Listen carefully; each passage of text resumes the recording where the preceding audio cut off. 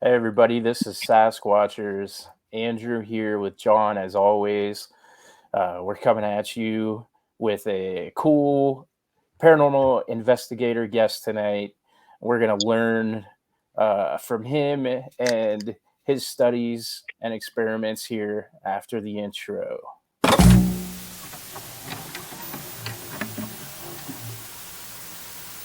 The truth is out there. Never stop looking. Never be sheep. Always disrupt.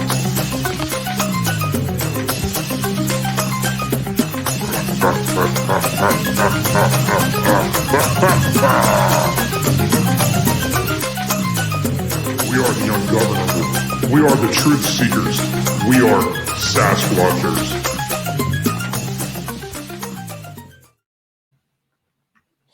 And we are sitting here with Lennon O'Hair. Lennon, why don't you go ahead and introduce yourself and your organization here real quick? Yeah. First, thank you for having me on. Appreciate it. Very excited. My name's Lennon O'Hair. I'm from Indianapolis, Indiana. And about 3 years ago, I founded a paranormal research group that, as of now, consists of me, my cousin, and her husband. We've been officially, professionally investigating as a group for 3 years now. We did some smaller stuff before that for a couple of years, but yeah, so about 3 years we've been doing it. I see. And okay, so question here. How old are you? Are we even legally allowed to have you on here right now? Yeah, I'm 24. Okay. All right. I just looked 17. Yeah. It dawned on me here a minute ago that we might be having a minor. We're trying to We're doxing people on the podcast right now. Yeah. Hey, while you're at it, can I have your health insurance and credit card? Social security number. Yeah. Go slow. But I don't know. I just wanted to make sure. But there's also some reasoning behind that. That's a little bit of a show-me way to ask you because a lot of the paranormal investigators that we've had on this program have been kind of on the other end of that spectrum. Right? Mm-hmm. You might be the youngest person that we've spoken to. Yeah. And that interests me in by itself because Which way you're going with this, Drew? I like him young. All right. End recording. Okay. What I'm really trying to get at is that I find it interesting that people of all ages kind of can come together on this, and I'm curious how you got into this. How old were you when you first kind of got into the paranormal? Oh man, I've been interested in the paranormal since I can remember. I don't know. I wouldn't know how to call it. So growing up, the closest person to me in my family was my great uncle, and the guy was like a beacon for all things paranormal. It just was around him and happened to him. Not sure why. And he would tell me these stories when I was a kid, and I lit up about it. It was just everything to me. And growing up, when I started getting to, I don't know, early years of my life, I started noticing things happening to me too. Earliest memory I have of it is I was laying in my bedroom when I was maybe 7, and we had one of those beds that had the little slide out bed underneath, and that bed was slid out, and I was sitting on it. My grandpa was in the doorway talking to me, and this little, I don't know, it was like pitch white, just white as like a paper plate hand reached out and grabbed me and then went back under that bed really quick. And I kind of freaked out, but I kind of froze, and I thought, oh, that's just my mind. And then my grandpa ran and grabbed me, picked me up, and took me out of there and said, "You're all right. That was nothing." So I've had weird stuff happen since I was a kid, and I've always been super interested in it. I'd always watch the shows, Ghost Hunters, Ghost Adventures. There's a paranormal show. I've probably watched it. But I was, I don't know, maybe 18, and I seen an advertisement on Facebook for Indiana State Sanatorium doing public tours. And I was like, oh, that's cool. I can go do a public ghost hunt. That'd be fun. And I went, and I was like, oh, no, this is it. This is what I want to do. And then I was talking to people there. I met Adam Kimmel that night at the place, and I was talking to him, and he was like, no, you can rent places for yourself and do this privately. And actually make it a thing. And then I was like, oh, well, that's it. That's what I'm going to do forever. That's my goal. And then luckily I had family members who were also deep into the paranormal and they wanted to do it with me. And so, yeah, it just kind of all fell into place like that. Yeah, that's kind of, I don't know when that started to like really hit as far as public goes, with the buildings and residences that you're able to rent and go in. Mm-hmm. I don't remember that, when I was, I feel like it getting was into this stuff. when Ghost Hunters started getting really popular. I feel like that started to slowly build off of that. I almost want to go with it. Ghost Adventures is maybe when, when Zach Baggins was just fighting entities in sanitariums. But I mean, that's what you do every time. It's what you do. But I think it's cool that the industry is kind of created this way to sustain itself. But sometimes I wonder how authentic it is. Mm-hmm. Do you think that there might be any type of inauthenticity to some of this? How many of these buildings have you maybe investigated or hung out around? I'd say like commercially like investigated buildings, I've probably been to maybe 20 now. Okay. And so I've been to quite a few, and I can say like any unauthenticity as far as like the location goes and the location's owners and whatnot, I haven't experienced anything that would make me think so. In my own personal experiences, like I mean, for me to think something like that, it would have to be something off the wall that I just know, oh, well, that doesn't seem like that actually happens, kind of thing would have to happen for me to think so. And I've never had anything like that happen. So nobody running around in sheets No. down the hallway or anything like that? No. It's funny you said that. Giving away our ideas. It's funny you say that because my dad is just a complete skeptic, non-believer, and I always try to get him to go with me to do one of these investigations, and he that's what he always says. He'll ask me where I'm going. He's like, I'm gonna just show up there randomly, and I'm gonna run through the hallway when you're investigating in a sheet just to scare you. It's pretty funny. Yeah, I sometimes, I mean, I 100% am into it, and I just always, I don't know, question landlords or whatever. There was some drama that I had seen on Facebook play out a couple of weeks ago. I have a lot of paranormal investigators on our Facebook page, and I interact as much as possible. Yeah. And I had seen that there was, I guess, a relatively known individual who was charging individuals like yourself to go in on investigations, and he wasn't the owner. He was just being allowed to do this by the owners, and he was not providing refunds or places for people to use. Oh yeah, I recall that as well. And the owners were unaware of it, and when they found out about it, seemed upset. And from there, I don't know how the rest of the drama played out, but I thought that was pretty curious that these landowners weren't even really involved with what was going on there. So I myself am what I call a skeptical believer. And basically that just means Stone Cold Steve Austin taught me not to trust anybody. Yeah. So you always want to at least analyze, be analytical with everything in the paranormal, in my opinion. And I even kind of apply that to landlords of these operations, and everyone that I've spoken with seems super genuine and really kind and excited to come on. I have some people who run and operate these things coming on in the future, and I'm excited to talk to them about it. But I mean, I guess the thing is, like, there's no issue. I don't have an issue with like the landowners charging some amount of money, right? Because like a lot of that probably that goes to upkeep and taxes and stuff. And if somebody's working with them and providing a tour, I mean, yeah, there should be money involved. But like that, like we said, the story where I don't even think that guy even giving tours. He was just like taking money and go ahead and go in. And yeah, he was basically the one that these investigators would go to, and he would. That's the Kentucky guy, right? I think he was. Yeah, I guess. so. he was posting pictures next to all these expensive sports cars and stuff, and he was getting dunked on pretty good. Yeah. Cool. But Great. when I saw that almost kind of reaffirmed, like, oh wait, every business is gonna have folks like this, and you have to stay on your tippy toes to avoid that. And I guess so. You said you've been to 20 of these locations. Which one was your favorite?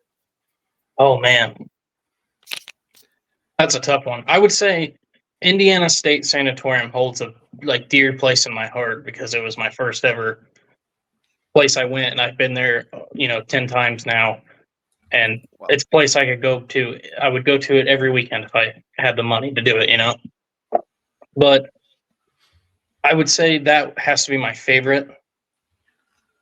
And I would also say that one that really piques my interest that I would put in as a close second is Pine Lawn Manor in Illinois. Okay, I'm not familiar with that location. What's the background and history to it? It's a relatively new location on the scene. It was a nursing home for the mentally ill for years. I'm trying to remember when it shut down. I believe it shut down in the early 2000s, but I went there once about a year ago, and I became friends with the owner, and I go there every chance I get. And it's just, as far as activity goes, it's one of the most active places I've ever been. All right, excellent. I see you were at Bill Manor in Fremont. Beale Manor is also one of the coolest places there is. Check out that episode because that's not too far from where I live either. That's pretty. I think it's probably about an hour and a half from Cleveland. Oh, really? Maybe? Yeah. It probably isn't very far from Cleveland. I'll tell you too. Beale Manor is a great location with a lot of very neat activity, and it's an inexpensive one to go to. So if you ever want to try out ghost hunting, that's a great one to do. Cool. Let's talk about the activity. What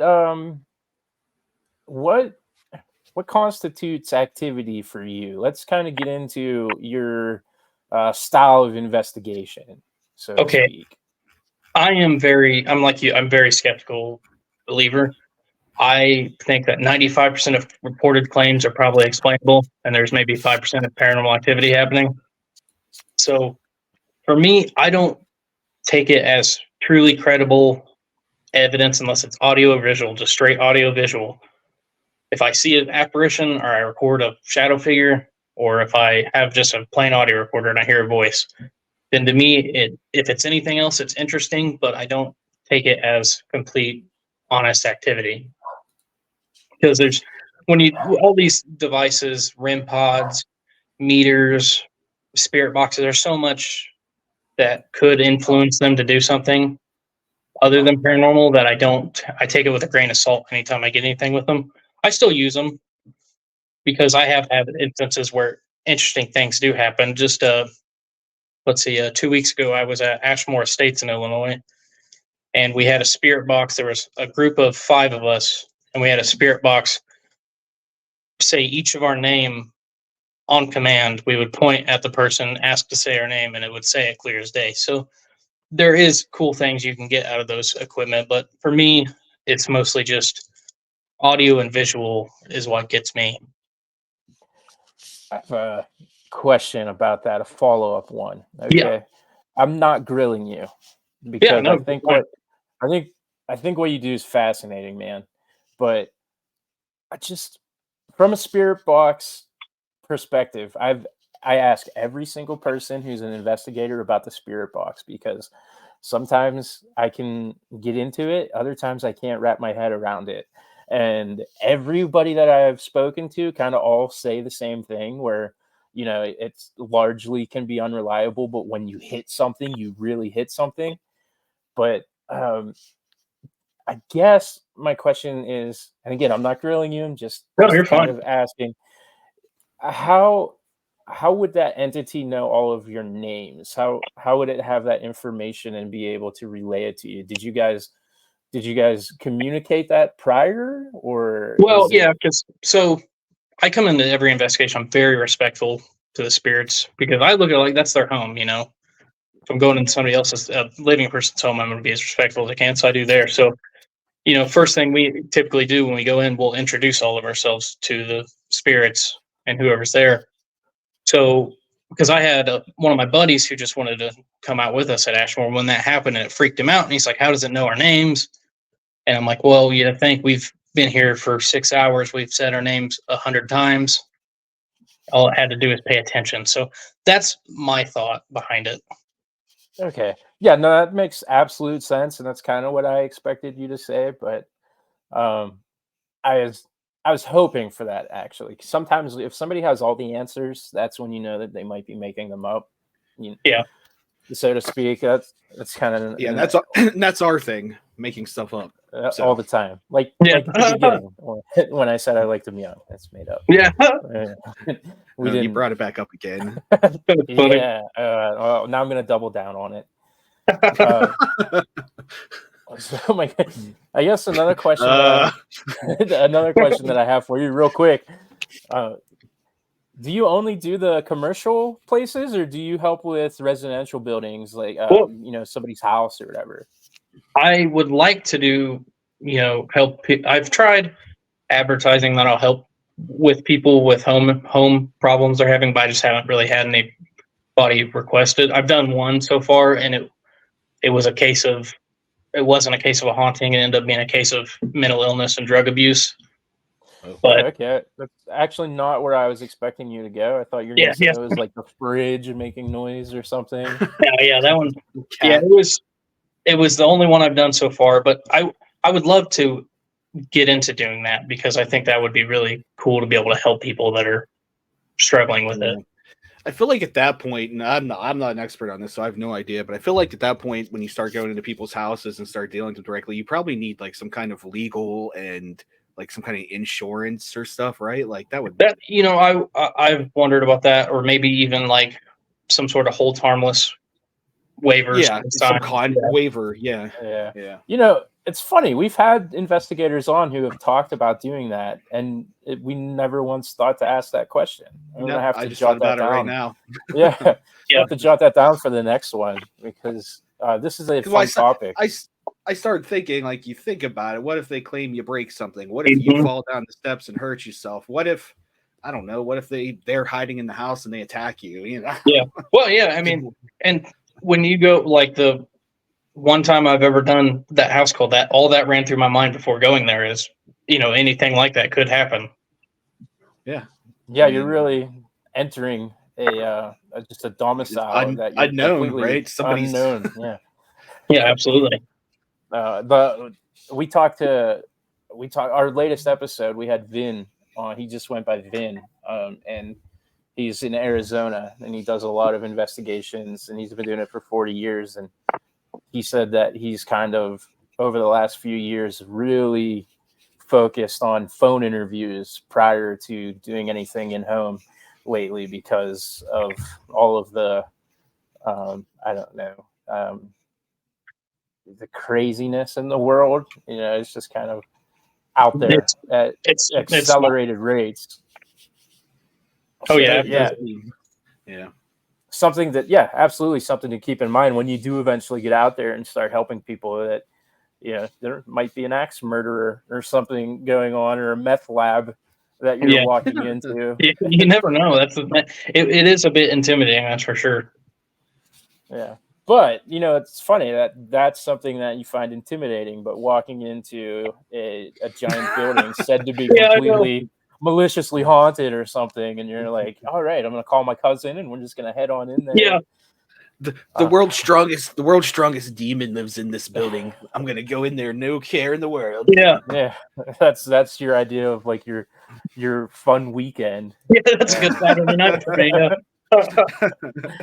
But speaking of that, have you ever encountered anything that's like brought you to being trembling or super scary, or like what's like the one encounter that you've had where you might see the D word coming up that we don't or say maybe in an paranormal encounter that you investigating? don't want, an encounter you don't want to ever have again, maybe even. Yeah. Okay. I have two answers for you here. I'll give you a personal experience and I'll give you a commercial place that I've experienced it at. And it's the only one I've ever been to. The Monroe House in Hartford City, Indiana. I had, I'm still hesitant to say it, but I mean, it's the closest I could get to saying the D word that was demonically, haunted or possessed, whatever you want to say.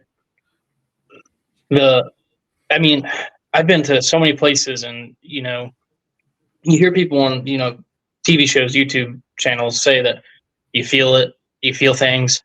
That was the first time I ever walked in somewhere and I felt like truly, ugh, like something, this isn't right. Something's wrong here. And it was immediate as soon as I got in there.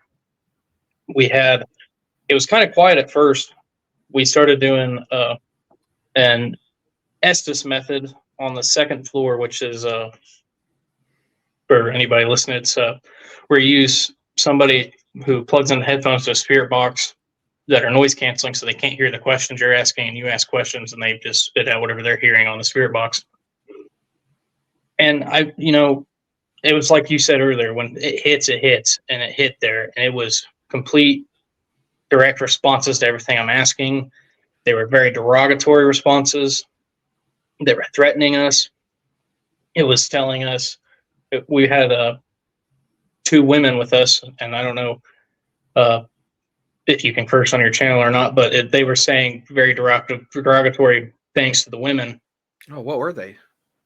The words? Yeah. I probably shouldn't repeat them.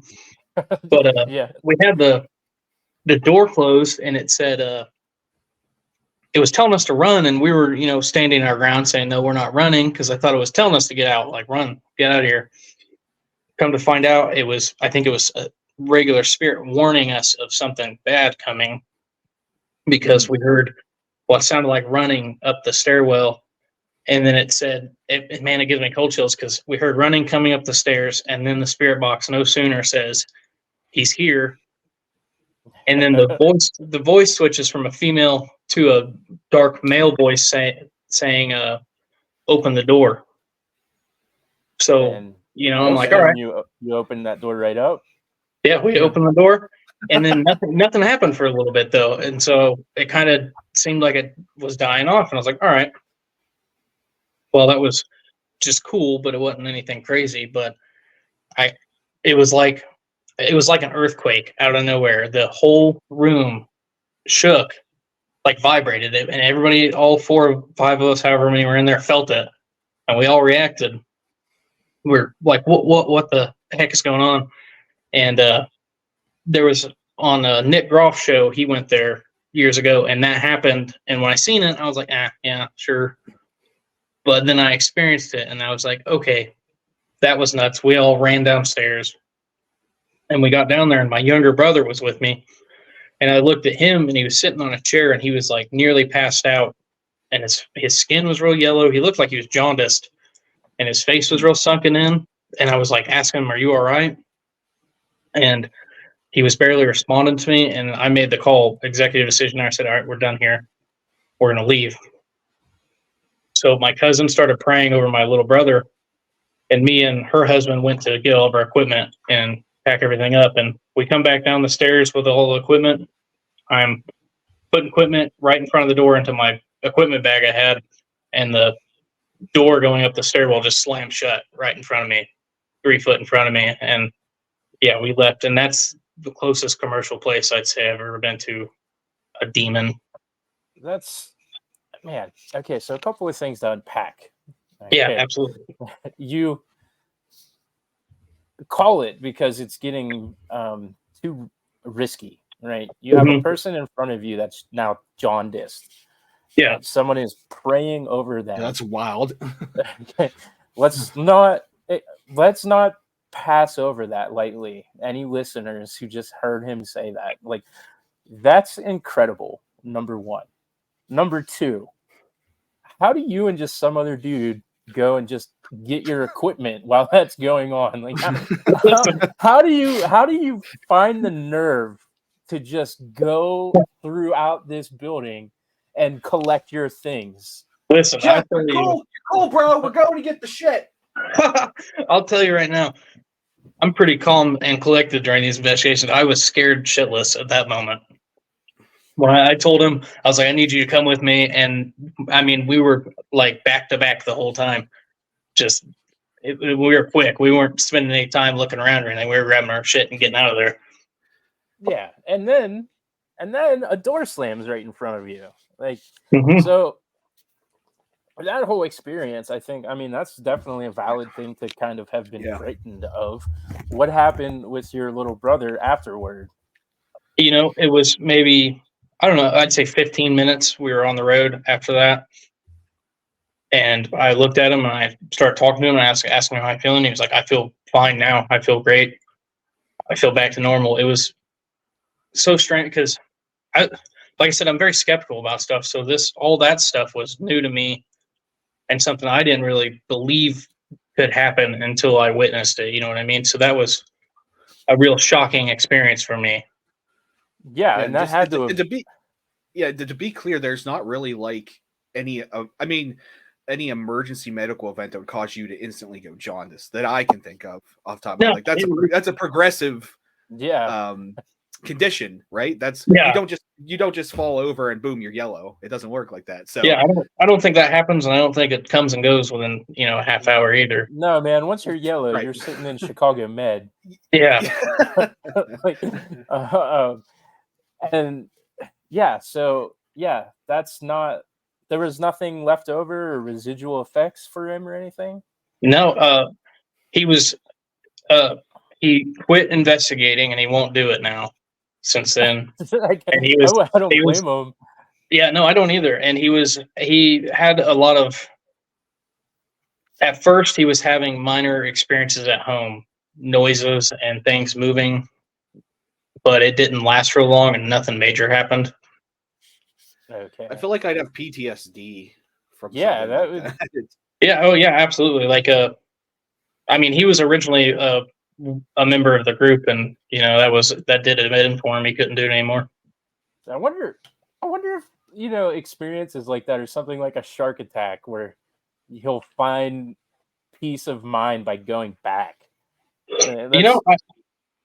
I wonder that as well. And I guess there is a benefit to him too, I don't know if you guys are or not, but he became very religious after that. And that's actually brought him a lot of peace in life. So I guess there was good that came out of it for him. Yeah, I don't have a rosary around my neck right now, but we are. It's not a rosary.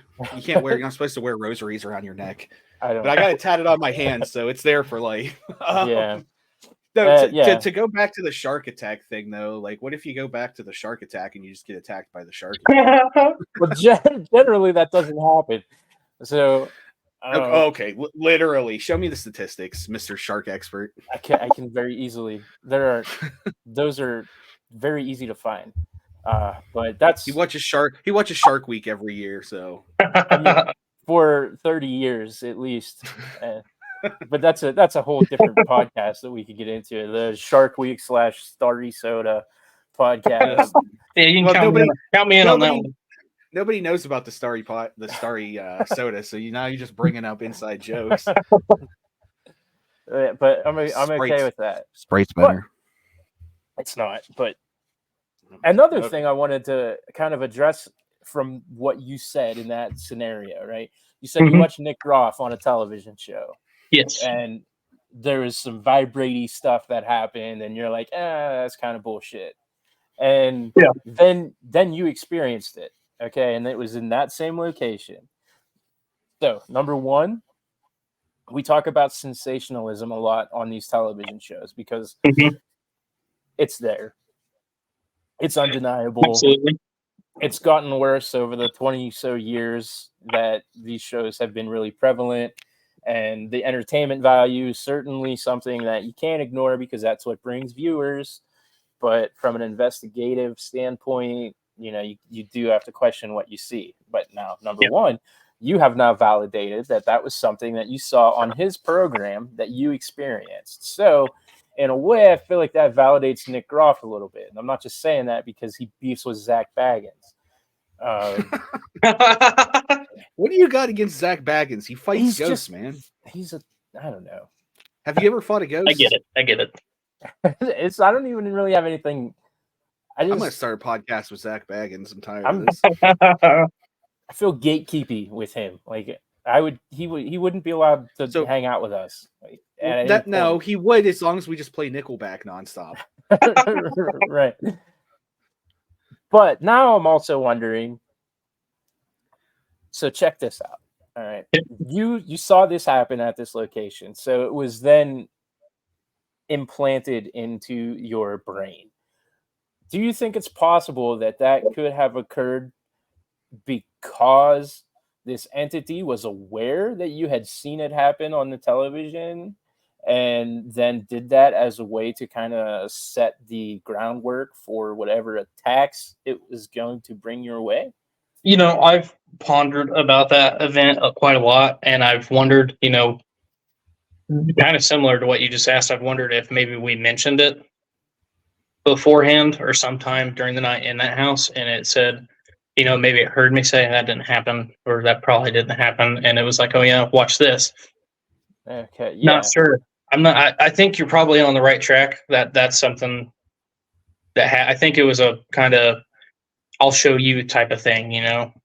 Yeah, I'd be curious to find out if anybody's listening who maybe have also been at this location, the Monroe House, and if they experience something like that too, and that's maybe something that does happen there with whatever is causing it, or if this can literally bring a person to jaundice within minutes, I would think it wouldn't be out of the realm of possibility for it to kind of pick your brain a little bit for something that's going to start to frighten you. Yeah, I feel like that's like a very deep. I don't know if infestation is probably not the word to use, but that's like a very deep dwelling for it to be able to change. I mean, it's affecting your internal organs if you're jaundice, right? Like, so something's not. It's not just simply, oh look, he's got an entity and he's flailing his arms like he's sick. Yeah, I think that's even probably different than the entity scratches that you see a lot. Yeah. It was something that I didn't think could happen, and yeah, it's wild. But you said that you had another example that wasn't commercial. I'd love to hear that one. Actually, prior to me ever investigating or anything, I was a teenager, and my home life with my parents, we were going through tough financial struggles. So to ease things, I moved out and I moved in with my buddy and his parents. And, they kind of told me that they had bad stuff that would happen in their house, such as that. And I had several experiences of my own there that were it makes me lean towards the D word too.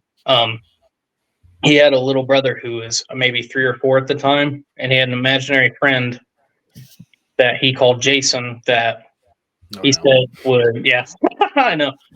And he said Jasons are never good. Yeah, that's true. But he said that Jason lived on his ceiling, and that's how he came in and out of the house, was through a hole in the ceiling in his room.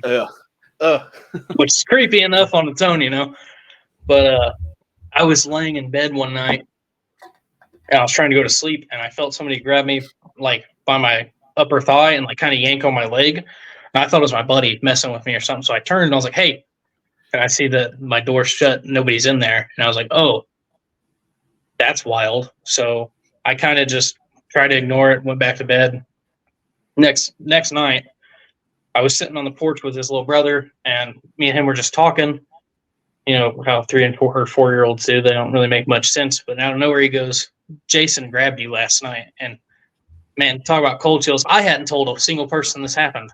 And this kid looked at me and told me that. And I said, what are you talking about? And he said, Jason, he touched you. And I was like, where did he touch me? And he put his hand right on my leg where I got grabbed.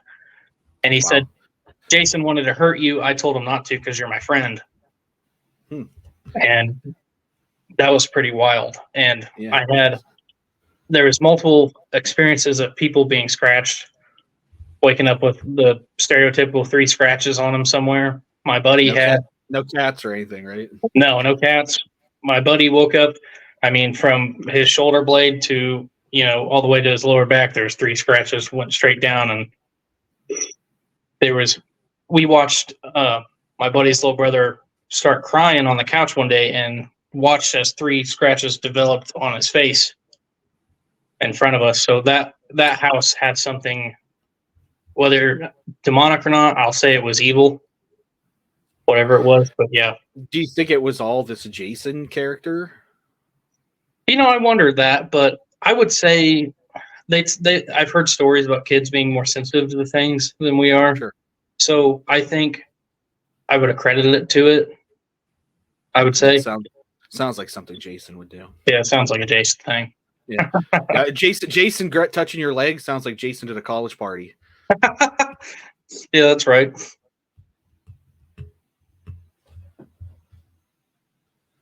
Say something, Drew. Uh-oh. Well, this is now my podcast. I'm in charge. That's what we're doing. I was talking the whole time. I was muted. Oh yeah, I haven't heard you for a while. You're gonna have to repeat. I muted myself because I still have this cold, and I didn't want to have like my weird, gross cold symptoms on the microphone. Still have the cold, but I will say that I'm glad that you're not wearing the neck brace anymore. Still, more inside jokes. Sorry. So you had said that you had when you were young, you saw this gray hand that kind of reached out from underneath. White. It was white as a paper plate. Yeah. White as a paper plate. My bad.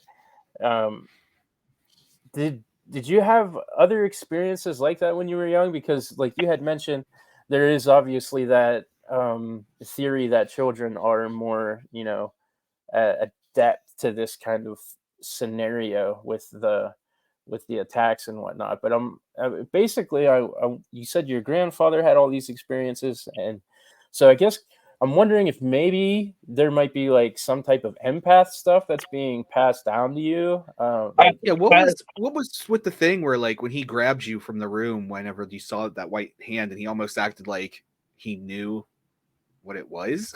Yeah, it was strange to me, and I think it was just he was trying to get me out of there comforted, because he was also probably like, what the hell is that? Because my grandpa wasn't the one that had all the experiences. It was his brother, my great uncle, who did.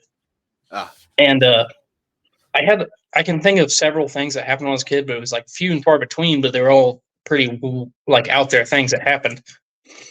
For instance, I was with that same uncle that I was talking about, and he was a paraplegic, and I was staying the night with him. And so he didn't have a caregiver there, and so he can't get out of his bed and into his chair on his own, and I'm a child. I can't really help him. And it sounded like somebody broke in the house. There's things moving and banging around in the living room. He's hollering down the hallway. I've called 911. I called my dad, because my dad lives right down the road. My dad gets there. Cops get there. They go through the house. No signs of entry, no broken windows. Doors are all locked. Windows are all locked. But it was clear as day somebody was in there moving things, banging stuff around. I mean, it was pretty substantial. And, that was something that he experienced all the time on his own. But I happened to be there for it that time. Jason. It's that Jason guy. Damn it, Jason. So what do you guys do? What's the follow-up to when you see that occur? How do you come down from that? As a kid, it was really hard to, and it stayed with you for a while, and you were scared for a long time afterwards. I didn't like going in that house anymore after that, especially, because I used to stay the night with him all the time.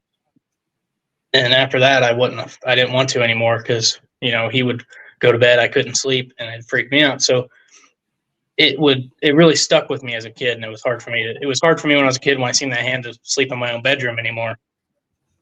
So Yeah, it was, I get that 100%. yeah, it was difficult for me, but Still hard for me. yeah, it's like, I don't know. It's like I'm somewhat desensitized to it at this point. So Right.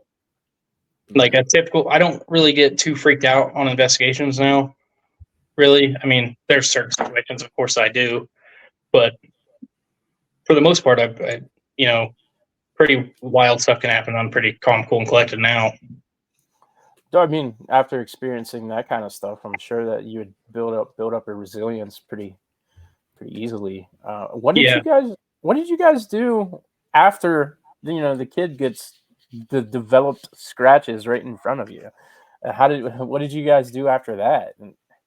Well, the kid's mother, she got angry. She went back into his bedroom, and was screaming and calling out the entity, and they ended up having a Back bagging style. yeah, that's right. But she ended up having a lady come out to cleanse the house. Interesting thing about that for me was when I met that lady, she walked in and she looked at me and she's like, "You're sensitive, aren't you?" And I was like, "I don't think so."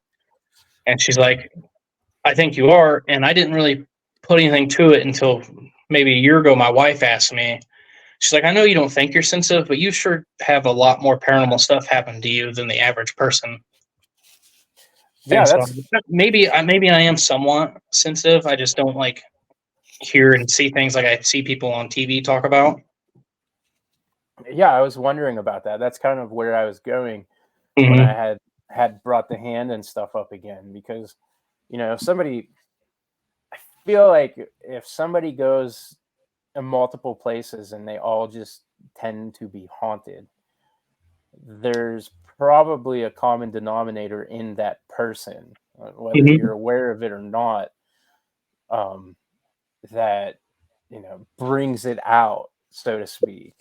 Yeah, and that's And what I've wondered too. Is what's strange about it is anytime I've heard of psychics or mediums or anything, they can see and hear stuff. But for me, another reason I never thought about it is it seems that when I experience stuff, places I go, whoever's with me also does. So it's almost makes me wonder if something about me, for whatever reason, causes activity to happen that it's not just in my head. Other people will experience it too. they're kind of like a lightning rod, so to Yeah. speak. Yeah, like Yeah. And you just have you ever draw it had in. have you ever had a experience happen like in a place that you would never expect it to? Like an Arby's, or I'm just throwing some, no, just like it's just like you were somewhere and you were just hanging out with friends and it was never supposed to be anything like paranormal and then all of a sudden something happened. It's funny because right now I'm trying to think of somewhere that I haven't even. I don't know that I can think of a house that I haven't really had something happen at. To be honest with you, even if It's it's something you. minor, like It's you're causing it. it's my fault. I'm a bad guy. I'm causing people's houses to be haunted. You're Jason.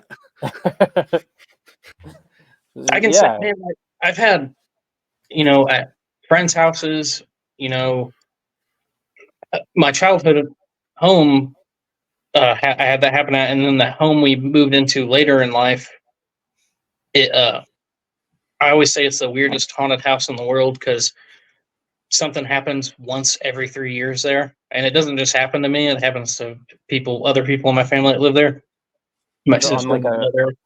a 3-year scale.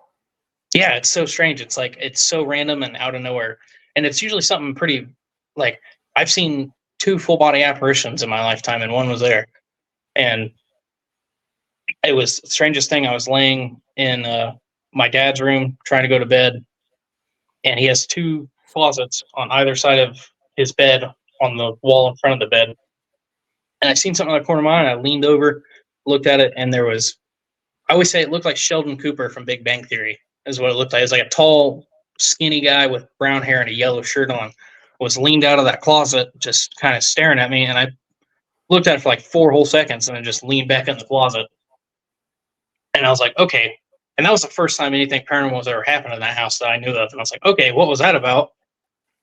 And I told everybody about it, and they're all like, nothing. This place ain't haunted. You're crazy. And then, It is now. yeah, now people, yeah, You're welcome. joke's on you. I stayed here. It's haunted now. Oh man, I don't know how I would react to a Sheldon Cooper looking ghost kind of I leaning, know. leaning out of the I'm shooting everything. doing math equations in the closet while I'm trying to go to sleep. It's my mom swears that it was my dad's father.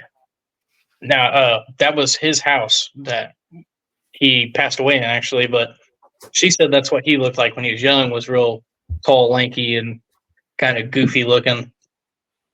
So whether it was or not, I don't know, but that's what she thinks. I think sometimes in that situation, people kind of comfort themselves, and that's an easy way to do it. It's like, oh, well, that's uncle this or grandpa that, because it's easier to digest that it's not some mimic in your house that's taking shape of something to convince you that it's safe and harmless.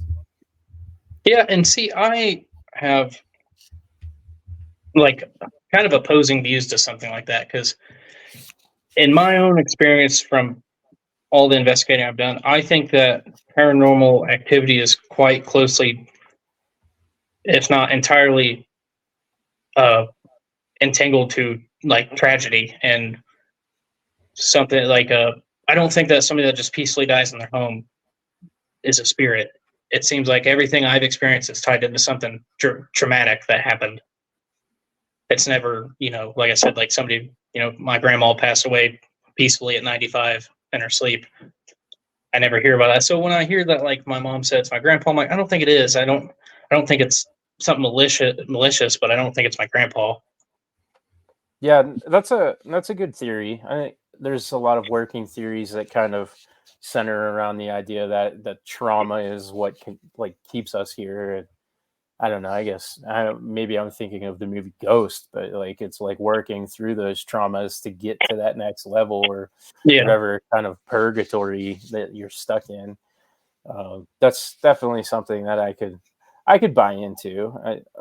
How many of the like the tragic urban legends of the brides walking down the road at midnight or whatever because they jumped off of a cliff because their grooms left them or something. There's or Crybaby Bridges. Those are another good example, right? It's kind of one of those things where there's smoke. Definitely, it might be fire. Right? Yeah, I definitely buy into the theories. And then again, going back to the D word and stuff, with tragedy comes pain and a lot of times anger and hatred, right? Mm-hmm. So I think in a lot of cases, and again, not saying every instance is the D word, but I think that when things like that stew and like how do you resolve things like that it starts to invite that kind of negative energy into those situations, and then maybe the D word does find its way in there, right? Yeah, absolutely. Or it could be so negative that it almost then becomes, it kind of manifests itself as something similar to that as well. And I always my dad is very religious, and he always told me that demons and the devil will attack you when you're vulnerable, and I think that that's probably people's most vulnerable times is around those tragic events and such. So that is a good way to, I guess, interject themselves in a situation where people are vulnerable. Yeah, absolutely. So I think, that theory is very credible, and I guess I don't know, man. I feel like I consider myself lucky in the sense that I haven't experienced anything too traumatic as far as the paranormal goes. I have had your random encounters, but nothing that has ever put me to a point of feeling super creeped out or felt like I was in danger. I certainly didn't have jaundice from any Yeah. experiences. But as far as like being sensitive goes or empath, I can't. It's been so many episodes ago at this point. We had a psychic on. Her name is Dr. Rita Luis, and she was one of our first guests. And one of the things that I thought was interesting was she had said that we all have these abilities. It's just the matter of learning how to use them correctly and kind of be one with it. So I think maybe, I mean, from the sounds of it, you could just be one of these people that you're just in tune. And if you started to tune yourself to it, you might then be able to even kind of create a situation where maybe on your investigations you could be there almost as a medium. And Yeah. I've thought about that too. I've thought about trying to, because I know there's resources out there you can take advantage of for people who will kind of teach you to kind of harness and hone those abilities. And I've even thought about giving it a try just to see. I've considered it myself for a multitude of reasons. I'm one of those people. I had somebody directly tell me everywhere you go is haunted, and 17, 18 years later, that still sticks in my brain. I was like, Yeah. yeah, man, everywhere I go, it does end up kind of haunted. There might be something to that, but again, nothing crazy or evil or anything like that. And I think I'm just gonna play it cool, and I'm not gonna get involved. I'll let you guys do it, and I'll research and talk to you. The thing about it, as far as finding a teacher goes, again, and we come back to, a skeptical believer. I wonder how much of that it might be somebody taking advantage of you as well. Like that's not exactly an industry where you can check their Better Business Bureau rating. Yeah, because if I'm being honest, I've interacted with several, psychics in my time in the paranormal field, and I've not really been convinced by any. So that's something that holds me back from trying that is the worry that I'm just going to be taken advantage of, and I'm going to pay somebody or something for pretty much nothing. Yeah, it seems like it's like a spirit box scenario where Mm-hmm. a lot of times you're not really going to get the authentic thing, but then when you have the authentic thing, again, it when it hits, it hits. So I've tried to get lots of psychics on this show. It's something that I'm definitely generally interested in. Maybe the rest I'll of put the challenge out. Let's do it. Let's put the challenge out. Here's my stance on psychics, and it's psychics only, is that I am not yet convinced. Prove me wrong. I think that's fair. Yeah, I think it is. To me, the psychic field, just specifically like the card readers and the future predictors, not necessarily like the out of body experience people, specifically the stereotypic psychic. Prove me wrong. Come on here and prove me wrong, because I've not convinced by any of the studies that have been done by any of the psychics currently out there. I'm not demeaning any of them, but let's do it. Come on and prove me wrong. Yeah, I'm right there with you. Like I'm not putting any of them down because I think that's something for me to be convinced. I'd have to have a personal experience with them to be like, okay, yeah, you couldn't know that. There's no way. But I can see them do it to 100 people on TV or YouTube all day long and be like, that could be staged. So, yeah, I'm right there with you. Likewise, the John Edwards of the world, the cold readers, I don't know. I'm not even gonna say I don't know how much I can buy into it. Like obviously we know what cold reading is. Now a medium who is going on location with you and helping you and getting information in that regard. I think that's honestly a different kind of psychic, a different level. Yeah, well, that's why I said the stereotypical psychic kind of, future reader, palm readers, things like that. Like, get out of here. And again, here on this podcast, we're open to it all.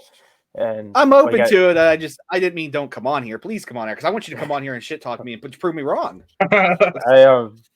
I like very much have been trying to get psychics on. It's just been difficult. We've had one, and it was a good show. It went well. She was. I think it's a super interesting. Yeah.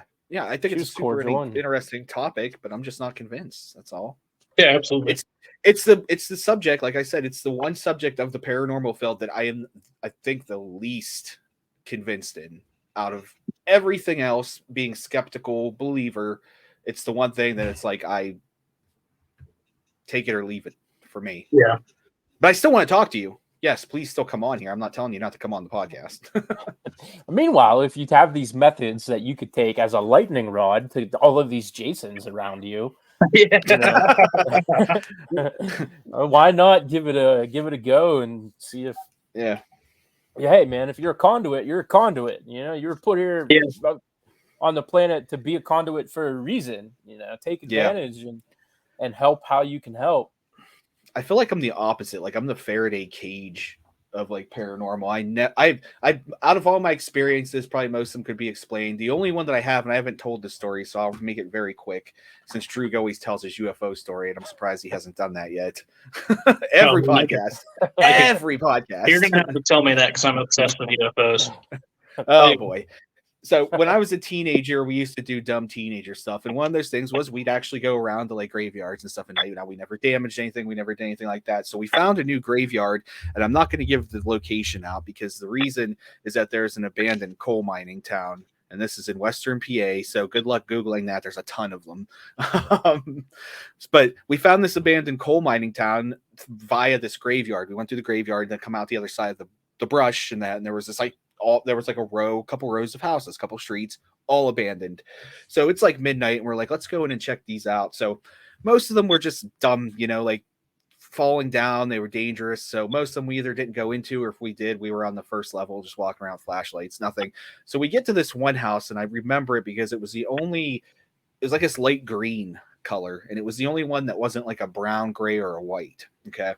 So we go in this house, and we're looking around, and I find a closet that has like suits and stuff in it. And I was like putting on the suit jackets, like trying them on and like modeling them.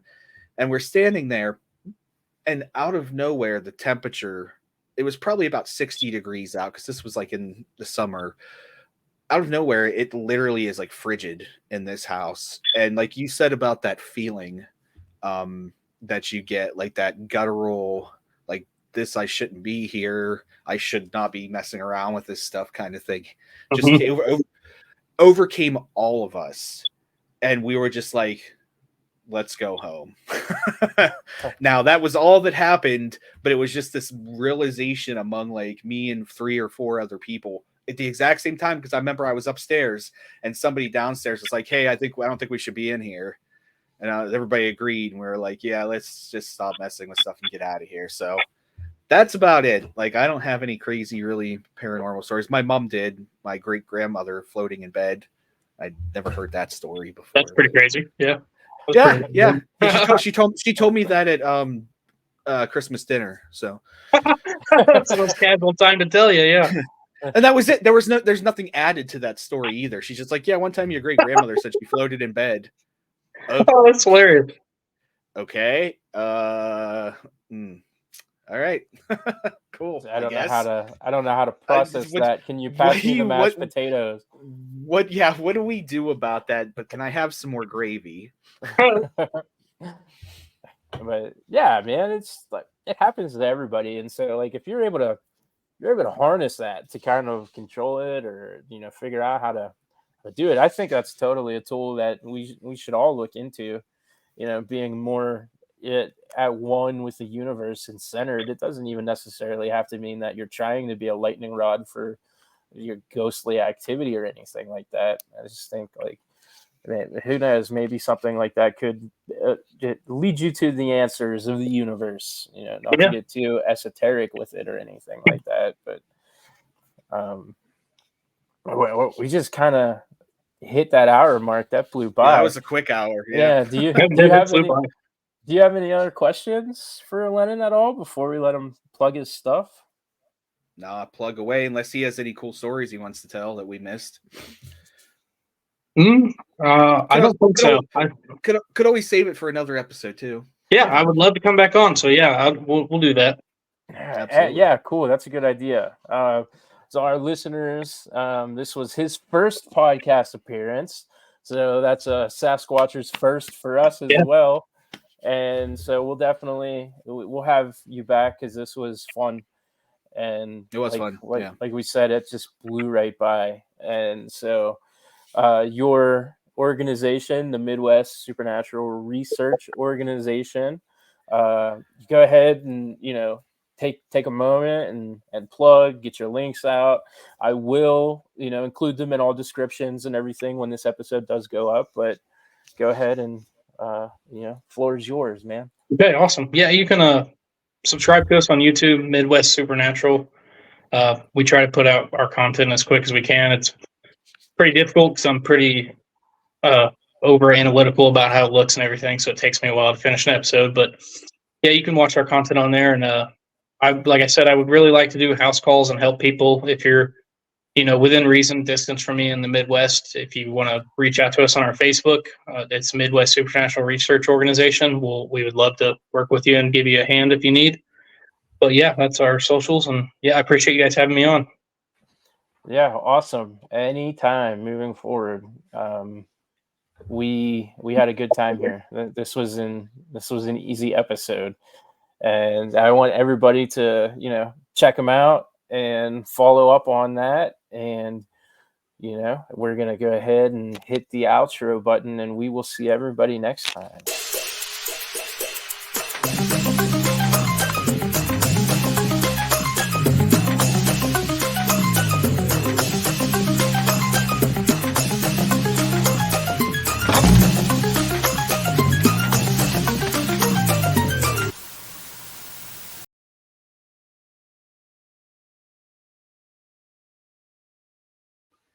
Thanks for squatching. Squatch you later.